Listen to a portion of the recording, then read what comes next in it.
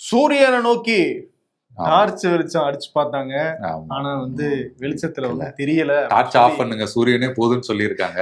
ஆமா, சொன்னா பரவாயில்ல, இவரே நானே ஆஃப் பண்ணிக்கிறேன் அப்படின்ட்டு போயிட்டாரு. வெளிச்சமே வேணாம்னு சொல்லிட்டு ஒருத்தர் போயிட்டாரு. அவர் யாரு அப்படிங்கறத ஷோக்குள்ள போய் பார்க்கலாம். இன்னைக்கு அரசியல் ரிலேட்டடா, தேர்தல் ரிலேட்டடா ஏகப்பட்ட செய்திகள் இருக்கு. நான் உங்கள் வெங்கடேஷ் செந்தில் கரிகால். ஓகே, ஷோக்குள்ள போயிடலாம். Welcome to the imperfect show. குளு குளுன்னு காத்து வீசுது. உங்கள் சத்யாவில் குளு குளு ஏசி ஆஃபர். ஒருவேளையா அதிமுக கூட்டணியில யாருக்கு எத்தனை தொகுதிகள் அப்படிங்கிறது இறுதி முடிவுகளே வந்துடுச்சு. ஆமா, முன்னாடி பாஜக, பாமக, அமமுகக்கு எவ்வளவு தொகுதிகள் அப்படின்னு அறிவிச்சிருந்தாங்க. மீதி இருக்கிற கட்சிகளுக்கு எவ்வளவு அப்படின்றத இன்னைக்கு அறிவிச்சிட்டாங்க. தமிழ் மாநில காங்கிரஸ் 5 தொகுதி. 5 தொகுதி என்ன தைரியத்துல வாங்கினாருன்னு தெரியலையே. ஆமா, அதுல என்னன்னா கிட்டத்தட்ட 3 தொகுதிகள் கரண்ட் அமைச்சர்களோட தொகுதியா இருக்கு. 3 முறை பத்தியா அப்படிங்கிற மாதிரிதான் இருக்கு. 3 முறை ஜெயிச்ச கும்பகோணம் சாக்கோட்டை அன்பழகன் அந்த தொகுதி இருக்கு. எல்லா தொகுதியுமே வெயிட்டா வாங்கி வச்சிருக்காரு. அப்புறம் ஐஜேகே அவங்க 2 தொகுதிகளில் போட்டிடுறாங்க. புரட்சி பாரதம் 1 தொகுதி, தமமுக ஜான் பாண்டியன் அவருடைய கட்சி 1 தொகுதி கொடுத்துருக்காங்க. சோ இதெல்லாம் கூட்டி கழிச்சு பார்த்தோம்னா அதிமுக மட்டும் அந்த இரட்டை இலை சின்னத்துல 169 தொகுதிகள் போட்டிடுறாங்க. ஆமா, கடந்த முறை 191ல நின்னாங்க இரட்டை இலை எல்லாம் சேர்த்து. இந்த முறை அது ரொம்பவே குறைஞ்சிருக்கு. கிட்டத்தட்ட ஒரு 22 தொகுதி கூட்டணிக்கு விட்டு கொடுத்துருக்காங்க. தாராளமா கொடுத்துருக்காரு எடப்பாடி பழனிசாமி. ஆமா, திமுகவுமே பாத்தீங்கன்னா கடந்த முறை 188 தொகுதியில சூரியன்ல நின்றுருக்காங்க. இந்த முறை 175 தொகுதியில சூரியன்ல நிக்கிறாங்க. அப்படி நின்னுமே மக்கள் நீதி மையத்துக்கு சீட் இல்லைன்ற மாதிரி ஆயிப்போச்சு. ஆமா, ஏன்னா உதயசூரியன் சின்னத்துல நிக்க சொன்னதுனால திரையுலகம் சார்ந்த பிரச்சனை வரும்போது நான் நாட்டை விட்டு போறேன் அப்படின்னு சொன்னாரோ, அதே போல இப்ப இந்த சிக்கல்ல நான் தேர்தலே நிக்கல, போங்க, புதிய நாகரிகத்தை நான் முன்னெடுக்கிறேன் அப்படிங்கிற மாதிரி ஆண்டவர் அறிவிச்சிட்டாரு. ஆமா, அது ஒரு நேக்கா சொல்லியிருக்காரு. இது என்னுடைய கடமை, வலதுசாரிகளுக்கு எதிராக, மதவாதத்துக்கு எதிராக போராட்டணும் அப்படிங்கிறதுக்காக நான் இந்த முடிவை எடுத்தேன் அப்படின்னு. ஆனா அவர் தன்னோட கோபத்தை தான் அப்படி வெளிப்படுத்தி இருக்காரு அப்படின்றதுதான் சில கூட்டணி கட்சி தலைவர்களோட புரிதலாவே இருக்கு. ஏன்னா திரும்ப சொல்லியிருக்காரு, மக்கள் நீதி மையத்துக்கு ஒரு சீட் கொடுக்கணும், அவர் சின்னத்துல போட்டியிட விடுங்க அப்படின்னு சொல்லி அவரும் சப்போர்ட் பண்ணியிருக்காரு. இது புதுசா இருக்கு. ஏன்னா எங்களுக்கு கொடுங்கன்னு தான் கேட்பாங்க, அவங்களுக்கும் கொடுங்க அப்படின்னு கேட்டிருக்காங்க. ஆமா, அதுதான் நல்ல அழகு, உங்களுக்குமே பெருமை சேர்க்கும், கூட்டணிக்குமே பெருமை சேர்க்கும் அப்படிங்கிற மாதிரியான ஒரு குரலை சிறுத்தைகள், விடுதலை சிறுத்தைகள் முன் வச்சிருக்காங்க. ஆமா, நம்மளுக்கு மட்டும் இல்ல, இந்த தேர்தலில் போட்டியிடாதது அவருடைய கட்சியில இருக்கிற சில முக்கியமான நபர்களுக்கும் கோபம். ஆமா, நிச்சயமா. என்னன்னா அவங்க கடந்த 21 தேர்தல்லையே பல இடங்கள்ல நல்ல வாக்குகள் வாங்கியிருக்காங்க. அந்த லிஸ்ட் எல்லாம் எடுத்து கொண்டு போய் எல்லாம் கொடுத்துருக்காங்க. பாருங்க, தேமுதிக இவ்வளவுதான் வாங்கியிருக்காங்க, நாங்க இவ்வளவு வாங்கியிருக்கோம் அப்படின்னு. இடங்கள் குறைச்சது அப்படின்றது ஒரு பக்கம் இருந்தா, அதுக்கப்புறம் உதயசூரியன் சின்னம் அப்படிங்கிறது ஏறக்குறைய அவரோட சுயமரியாதைக்கு விடப்பட்ட சவாலாகத்தான் அவங்க கட்சிக்காரங்க பாக்குறாங்க. ஆனாலுமே கூட நின்றுக்கலாம் அப்படிங்கிற கருத்தும் சிலர் முன்வைக்கிறாங்க. ஆனா பெருவாரியா அதை கொஞ்சம் சுயமரியாதைக்கான ஒரு பிரச்சனையா தான் பாக்குறாங்க. படிப்படியா ஒவ்வொரு சட்டமன்ற தேர்தலாம் சீட்டு குறையும்னு எதிர்பார்த்தாங்க மக்கள் நீதி மையத்துல. ஆனா இந்த தேர்தலில் போட்டியிட மாட்டாங்க அப்படிங்கிறது அவங்க கட்சிக்குள்ள கொஞ்சம் அதிருப்தியில தான் இருக்காங்களா. நிச்சயமா. இன்னொரு பக்கம் திமுக கூட்டணியில தேமுதிகவுக்கு 10 இடங்கள் ஒதுக்கப்பட்டிருக்கு. இரட்டை இலக்கத்துல விசிக கேட்டாங்க, ஆனா அது தேமுதிக கிடைச்சிருக்கு. ஆனா சிபிஎம்முமே இரட்டை இலக்கத்துல தான் கேட்டாங்க ஆரம்பத்துல. அவங்களுக்கு எல்லாம் கிடைக்கல, தேமுதிக கிடைச்சிருக்கு. ஆனா பிரேமலதா விஜயகாந்த் என்ன சொல்றாங்கன்னா, மத்த கட்சிகள்லாம் எப்படி விட்டு கொடுத்தாங்களோ அந்த மாதிரி நாங்க கேட்டதுல இருந்து விட்டு கொடுத்ததுக்கு அப்புறம் தான் 10க்கே வந்திருக்கு. அப்ப எவ்வளவு கேட்டிருப்பாங்க, அது கேட்டாலும் நெஞ்சு தாங்காது. இன்னொரு பக்கம் ராஜ்யசபா எம்பி கிட்டத்தட்ட 34 எம்எல்ஏக்கள் ஆதரவோட வருது. அந்த கணக்கெல்லாம் சேர்த்தோம்னா பயங்கரமா தான் போகுது. ஆமா, இவ்வளவு நாள் கொள்கை கூட்டணின்னு சொல்லிட்டு இருந்தாரு முதலமைச்சர் ஸ்டாலின். இப்ப தேமுதிக சேர்ந்திருக்காங்க, நிறைய முக்கியத்துவம் கொடுக்கப்படுது. கொள்கை பிடிப்போட இருப்பாங்களா? அது நீங்க தேர்தலுக்கு அப்புறம் தான் அதை நீங்க முடிவு பண்ணணும். ஓகே, அதிமுக கூட்டணியில எந்தெந்த கட்சிகளுக்கு எவ்வளவு சீட்டுன்னு சொல்லிட்டாங்க. அதுக்கப்புறம் யார் யாருக்கு எந்தெந்த தொகுதி அப்படிங்கறதையும் அறிவிக்க ஆரம்பிச்சிட்டாங்க. முதல் கட்டமாக அதிமுகல வேட்பாளர் பட்டியல் வந்திருக்கு. அதுல காலையில பாத்தீங்கன்னா பிரேக்கிங் நியூஸ். என்ன நியூஸ்னா, எடப்பாடியில் பழனிசாமி போட்டி. அது பிரேக்கிங்கா அதுதான். அது டெம்ப்ளேட்டா சில விஷயங்கள். தொண்டாமுத்தூரில் வேலுமணி போட்டி அப்படின்ற மாதிரி, ராயபுரத்தில் ஜெயக்குமார் போட்டி பிரேக்கிங்ல போயிட்டு இருந்துச்சு. ஆமா, ஆனா சிவி சண்முகம் மட்டும் இந்த முறை விழுப்புரத்துல போட்டிடாம மயிலம் தொகுதியில போயிருக்காரு. போன முறை தேர்தல் தோல்வி அப்படிங்கிறது. லட்சுமணன் ஏற்கனவே அதிமுக இருந்தவர் தான். அவருக்கு மாவட்ட செயலாளர் பிரிச்சு கொடுக்கலன்னு ஒரு கோச்சு திமுக போய் தோக்கடிச்சிட்டாரு தேர்தல் நின்று. அதனால இந்த டைம் சேஃபா மயிலம் தொகுதிக்கு அவர் போயிட்டாரு. ஆமா, இதே மாதிரி பாஜக எந்தெந்த தொகுதிகளில் போட்டிடுறாங்கன்னு அறிவிச்சிருக்காங்க. ஆமா, நம்ம ஏற்கனவே வந்து பேசியிருந்தோம். பாஜக வந்து இந்த முறை கொங்குல, கன்னியாகுமரியில அதிகமான இடங்கள்ல வந்து கேக்குறாங்க. ஆமா, சென்னை இந்த மாதிரி கேக்குறாங்க, மற்ற இடங்கள்லாம் கேக்குறாங்க. ஏறக்குறைய வந்து அப்படிதான் வந்திருக்கு. கன்னியாகுமரியில எடுத்துக்கிட்டீங்கன்னா நாகர்கோவில், விளவங்கோடு, பத்மநாபபுரம், இந்த மாதிரி குளச்சல், அந்த மாதிரி கிட்டத்தட்ட 4 தொகுதிகள் வந்து வாங்கியிருக்காங்க. ஆமா, கொங்குலையும் பாத்தீங்கன்னா கோவையில, திருப்பூர்ல, அவினாசி அப்படி இப்படின்னா கொங்கு பகுதிகளிலுமே நிறைய இடங்கள் ஆனா வாங்கியிருக்காங்க. ஒரு நயினார் நாகேந்திரன் இந்த தடவை திருநெல்வேலியில போட்டியிடல போல இருக்கு. ஏன்னா பாஜக ஒதுக்கல, சாத்தூர்னு சொன்னாங்க. சாத்தூர் தொகுதி பாஜகவுக்கு ஒரு ஒதுக்கப்பட்டிருக்கு. ஆமா, சாத்தூர்ல தான் அவர் போட்டியிடுவதற்கான வாய்ப்பு அப்படிங்கிறது தான் அதிகமா இருக்கு. இதோட முக்கியமா பாஜக இறங்கி வேலை பார்த்துட்டு இருந்த திருப்பரங்குன்றம் தொகுதி அவங்களுக்கு கிடைக்கலையே. கிடைக்கல. ஆமா, திருப்பரங்குன்றம் தொகுதி கிடைக்கல. ஏன்னா காலையிலேயே ராஜன் செல்லப்பாவுக்கு அந்த அறிவிப்பு எல்லாம் வந்து வந்துடுச்சு. சோ அப்பவே வந்து அதிமுக உறுதியாயிருச்சு. தொடர்ந்து ஜெயிச்சிட்டு இருக்கிற தொகுதி அப்படிங்கறனால அதை வந்து அதிமுக கொடுக்கல மாதிரி தெரியுது. ஆமா, இன்னொன்னு அவர் வந்து ஒரு கொஞ்சம் முக்கியமான ஃபேஸா இருக்காரு. இந்த ஒற்றை தலைமை பிரச்சனை எல்லாம் வந்ததுக்கு அப்புறம் ராஜன் செல்லப்பா வந்து ஒரு முக்கியமான ஒரு ஃபேஸாவுமே இருக்காரு. அவர் வந்து எல்லாருக்குமே வந்து முன்னாடி அதிமுகல இருந்த ஒரு தலைவர். ஓபிஎஸ்க்கு, செல்லூர் ராஜுக்கு, ஆர்பி உதயகுமாருக்கு எல்லாருக்கும் வந்து சீனியரான ஒரு நபர். செங்கோட்டையனோடவா அந்த அளவுக்கு வச்சுக்கலாம். அந்த மாதிரியான ஒரு செங்கோட்டையனுக்கு நிலைமை பார்க்கும்போது எவ்வளவு சீனியரா இருந்தா என்ன அப்படிங்கிற மாதிரி தான் தோணுது. ஆமா, இன்னொரு பக்கம் வந்து பாமக அவங்களுக்கும் வந்து தொகுதிகள் ஒதுக்கப்பட்டிருக்கு. ஆமா. பாமக எதிர்பார்த்த தொகுதிலாம் வந்திருக்கு. ஆமா, பாமக எதிர்பார்த்த தொகுதி தான் பெரும்பாலுமே வந்திருக்கு. நம்ம காலையில இதை பத்தி எல்லாம் வந்து செய்தி எல்லாம் போட்டிருந்தோம். ஏறக்குறைய அதே தொகுதிகள் அப்படிங்கிறது தான் வந்து வந்திருக்கு. இந்த முறை வந்து பாமகக்கு கொஞ்சம் வட தமிழ்நாட்டிலே அதிக தொகுதிகள் தான் வந்து கொடுத்திருக்காங்க. பெரம்பூர் தொகுதியில பாமக போட்டியிட்டதாமே. ஆமா, பெரம்பூர்ல விஜய் போட்டியிடுறாரு அப்படிங்கறதுனால எதிர்த்து நிக்கவா? நீங்க எல்லா தொகுதியிலுமே வட தமிழ்நாட்டுல வந்து வாங்கிக்கிட்டீங்கன்னா அப்ப இங்க யாரு இது பண்றது அப்படின்றது வரும். போன டைம் வந்து சேப்பாக்கம் திருவல்லிக்கேணி வந்து பாமக ஒதுக்கி இருந்தாங்க. சோ அந்த மாதிரி ஏதாவது ஒரு தொகுதியை சென்னைக்குள்ளேயும் கொடுக்கணும்ல. அதனாலதான் கேக்குறேன். சேப்பாக்கம் திருவல்லிக்கேணியில வெற்றி வாய்ப்பு கம்மின்னு தெரிஞ்சனால பாமக கொடுத்துட்டாங்களா? அதே மாதிரி இப்ப பெரம்பூரும் வந்து சரி விஜய் வராரு, ஓட்டு பிரியும், எப்படி நம்ம ஜெயிக்க மாட்டோம் தெரிஞ்சு இப்படி கொடுக்குறாங்க. அப்படியும் இருக்கும். இன்னொன்னு வந்து பெரம்பூர் வந்து கடந்த காலத்திலேயே வந்து கூட்டணிக்கு தான் கொடுப்பாங்க. என்ஆர் தனபாலன் தான் கொடுத்துருக்காங்க. சோ சமூக கணக்குகள் எல்லாம் இருக்குல்ல, எல்லாத்தையும் சேர்த்து சரி நீங்க போய் விஜய் கூட மோதுங்க அப்படிங்கிற மாதிரி போயிட்டாங்க. எதிர்காலத்தை கருத்தில் கொண்டு எதிர்காலத்துல தம்பி தேவைப்படுவார் அப்படின்னு நினைச்சிட்டாங்களான்னு தெரியல.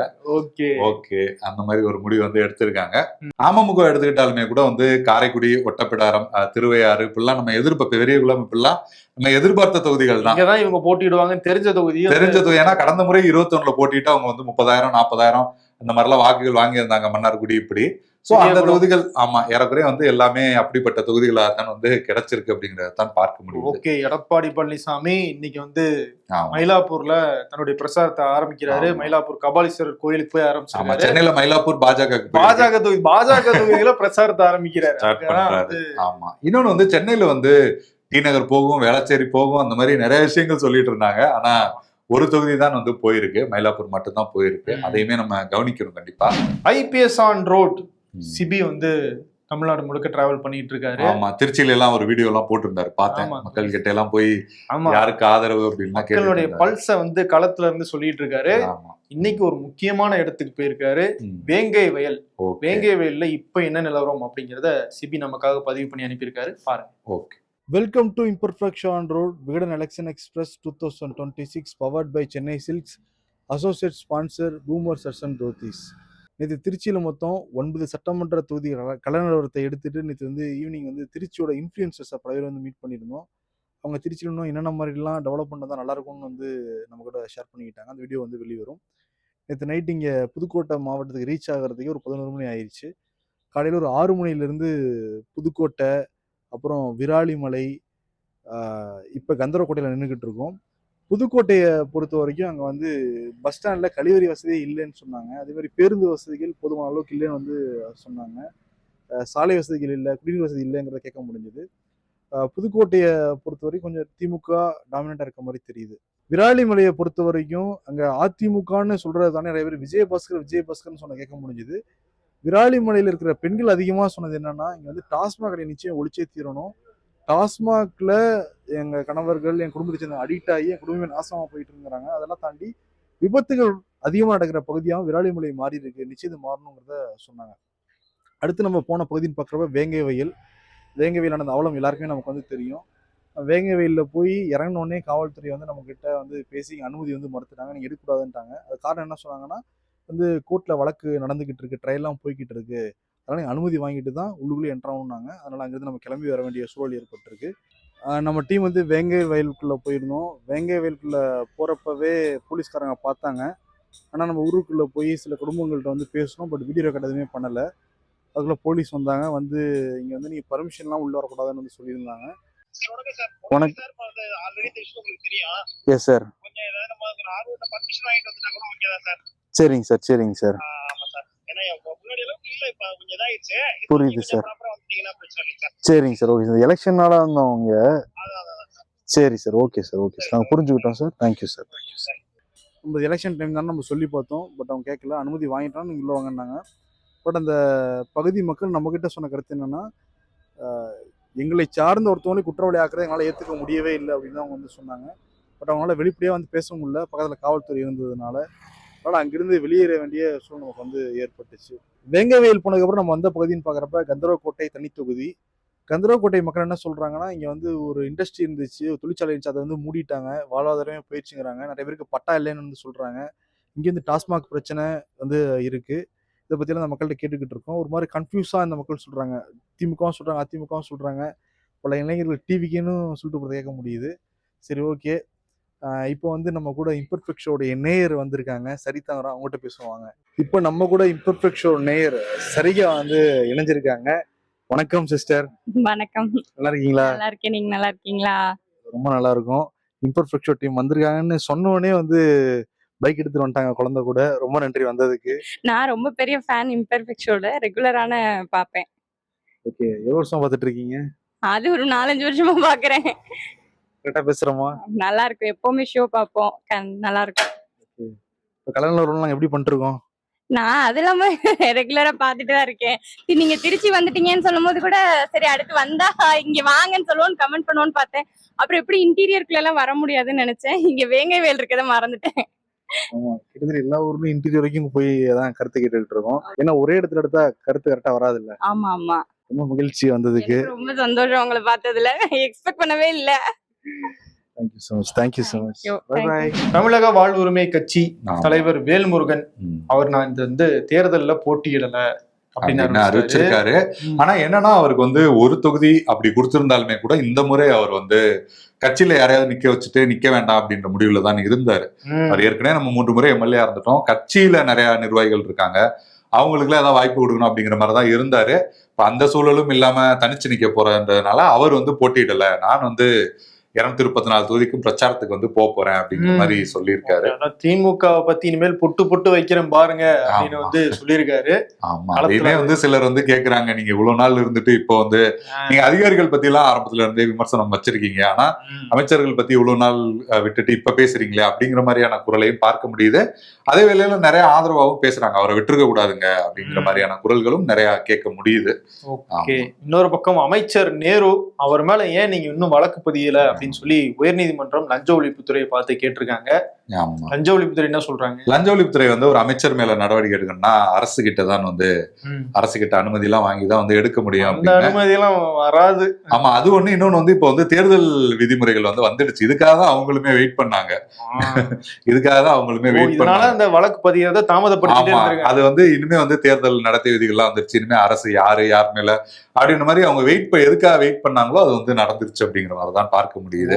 இப்படி ஒரு சூச்சம் இருக்கு. ஆமா, தேர்தல் நடத்தை விதிமுறைகள் பத்தி நம்ம பேசும்போது நீங்க இந்த விஷயத்தையே தேர்தல் நடத்தை விதிமுறைகளுக்குள்ள கொண்டு வரணும் அப்படின்னு காங்கிரசினுடைய நிர்வாகி சையத் பாபு அப்படிங்கிறவரு வழக்கு ஒண்ணு தொடர்ந்திருக்காரு. என்ன அப்படின்னா, இந்த தேர்தல் முடியற வரைக்கும் விஜயனுடைய திரைப்படங்கள் எதையும் வந்து திரையரங்கங்கள்ல வந்து நீங்க வந்து ரிலீஸ் பண்ணக்கூடாது. புது படமும் சரி பழைய படமும் சரி நீங்க போடக்கூடாது. திடீர்னு இந்த தமிழன் படத்தெல்லாம் போட்டு விட்டாங்க, விசில் போடு பாட்டு உள்ள படத்தை இறக்கிட்டாங்கன்னா வந்து அது பிரச்சாரமாக மாறிடும் அப்படின்னு அவர் வழக்கு போட்டிருக்காரு. அது மட்டும் இல்ல, டிவிலயுமே நீங்க வந்து படம் போடக்கூடாது, எலெக்ஷன் அன்னைக்கு அந்த மாதிரி ஏதாவது படம் போட்டாங்கன்னா என்ன பண்றதுன்னு அவர் கவலைப்பட்டு ஒரு வழக்கு தாக்கல் பண்ணியிருக்காரு. தேர்தல் ஆணையம் கூட நான் நடுவுல பார்த்தேன், அந்த அதிகாரி சொல்லியிருந்தாங்க, இது வந்து ரொம்ப புதுசா இருக்குங்க இந்த மாதிரி படம், நான் இது என்னன்னு விசாரிச்சுட்டு சொல்றேன் அப்படின்லாம் சொல்லியிருந்தாங்க. ஆமா, தேர்தல் ஆணையம் இன்னொரு விஷயத்தையும் சொல்லியிருக்காங்க, இந்த மக்கள் வந்து 50,000க்கு மேல நீங்க கொண்டு போறதுக்கு அனுமதிக்கணும் அப்படிங்கிற கோரிக்கை வைக்கிறாங்க அப்படின்னு நம்மளே நேற்று ஷோல பேசியிருந்தோம். இப்ப என்ன சொல்லியிருக்காங்கன்னா, மருத்துவ தேவைகளுக்காக நீங்க 50,000க்கு மேல பணம் எடுத்துட்டு போனீங்க அப்படின்னா நீங்க வந்து ஆன்லைன்ல இல்ல மொபைல்ல அதுக்கான ரசீது ஏதாவது இருந்துச்சுன்னா காட்டினா போதும், கையில நீங்க ஆதாரம் வச்சிருக்கணும் அவசியம் இல்லை அப்படின்னு சின்ன தளர்வு கொடுத்துருக்கோம். ஓகே, இது வெங்கடேஷ் கிடைத்த வெற்றின்னு சொல்லலாமா? இல்ல இம்பர்ஃபெக்ட் ஷோ கிடைத்த வெற்றி அப்படின்னு சொல்லலாம். ஓகே, கேஸ் புக் பண்ணி 10 நாள் ஆச்சு, ஆமா, வந்துருங்கிறாங்களே தவிர வரமாட்டேங்குது அப்படின்னு மக்கள் நிறைய பேர் சொல்றதை கேட்க முடியுது. நகரத்திலே இந்த நிலைமை, இன்னும் நகரத்தை தாண்டினா இதை விட நிலைமை அதிகமான குரல்களை தான் வந்து கேட்க முடியும். ஆமா, அதுவும் நிறைய டூரிஸ்ட் ஸ்பாட்ஸ் எல்லாம் வந்து ஹோட்டல்ஸே நிறைய மூடிட்டாங்கன்றாங்க. இருக்கிற ஹோட்டல்லயே 2 இட்லி சட்னி தரோம் சாப்பிட்டு போங்க அப்படின்ற மாதிரி தான் வந்து சொல்றாங்களா. ஏன்னா தோசையெல்லாம் ஊத்துறதுக்கு கேஸ் சிலிண்டர் இல்லை அப்படின்ற மாதிரி நிலைமை சொல்லிட்டு இருக்காங்க. மத்திய அரசை வந்து தொடர்ந்து கேள்வி கேட்கறாங்க எதிர்கட்சிகள், என்ன நடவடிக்கை எடுத்தீங்க, கப்பல் வருதுன்னு சொல்றீங்க ஆனா சிலிண்டர் வந்த பாடு இல்லை அப்படின்னு கேள்வி கேட்டுட்டு இருக்காங்க. ஆனா மத்திய அரசு என்ன சொல்றாங்கன்னா, எங்கெங்கெல்லாம் அந்த பைப்டு கேஸ் கனெக்ஷன் கொடுக்க வாய்ப்பு இருக்கோ அந்த இடத்துல இருக்கிற மக்கள் எல்லாம் நிச்சயம் அந்த பைப்டு கேஸ் லைனுக்கு மாறணும். அப்படி வாய்ப்பு இருக்குன்னா உங்களுக்கு வந்து அந்த பைப்டு கேஸ் லைன் மூலமாக தான் கேஸ் கொடுக்குமே தவிர சிலிண்டர் கொடுக்க மாட்டோம், ஆட்டோமேட்டிக்கா நாங்க அதை ரத்து பண்ணிடுவோம் அப்படின்னு கட்டாயப்படுத்தி தள்ளிக்கிட்டு இருக்காங்க. பைப்டு கேஸ் லைன்லாம் வந்து மற்ற மாநிலங்கள்ல அதிகமாக இருக்கு, இங்க இன்னும் பெருசா இல்ல. அப்படிப்பட்ட மாநிலங்களுக்கு ஓகே, அதுவுமே கட்டாயப்படுத்துறது ஓகே இல்லதான் வைங்களேன். இருந்தாலும் இந்த மாதிரி சிச்சுவேஷனுக்கு ஓகே. அப்ப நம்மள மாதிரி மாநிலங்கள்ல வந்து சிலிண்டர் எல்லாம் எதிர்பார்த்து உட்கார்ந்துகிட்டு இருக்குமே, நமக்கு எப்போ வரும்? ரொம்ப கஷ்டமா தான் இருக்கும் போல. நேத்து நாடாளுமன்றத்துல 3ஆம் பாலினத்தவர் உரிமைகள் பாதுகாப்பு திருத்த சட்டம் வந்து நிறைவேற்றப்பட்டுச்சு.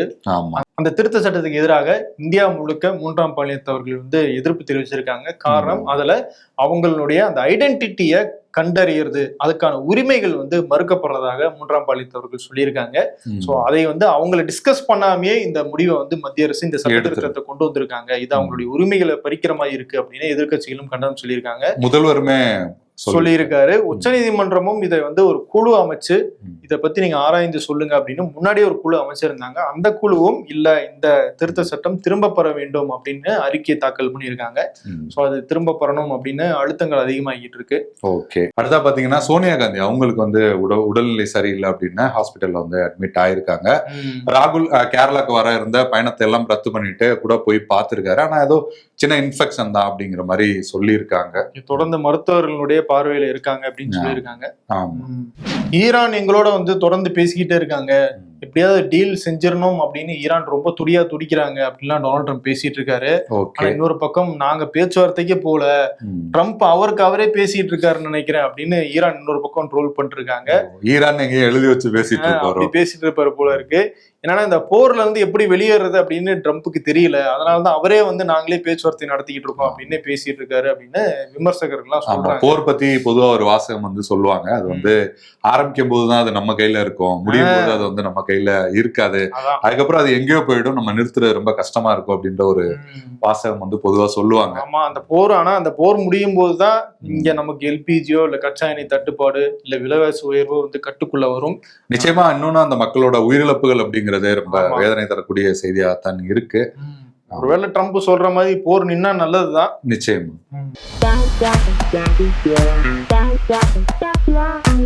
பாஸ்வேர்டு மறந்து போச்சுன்னு தான்டா ஃபர்கட் பாஸ்வேர்டு கொடுத்தேன், அங்கே வந்து டைப் யுவர் ஓல்ட் பாஸ்வேர்டுன்னு சொல்லிட்டு இருக்கியடா. அது தெரியாம தானே அவரே. ஆமா, மகன்களை பெற்ற அம்மாக்களுக்கு தான் தெரியும் அந்த எருமை அடித்தால் எப்படி கைவலிக்கும் என்று. எருமை வேறையா?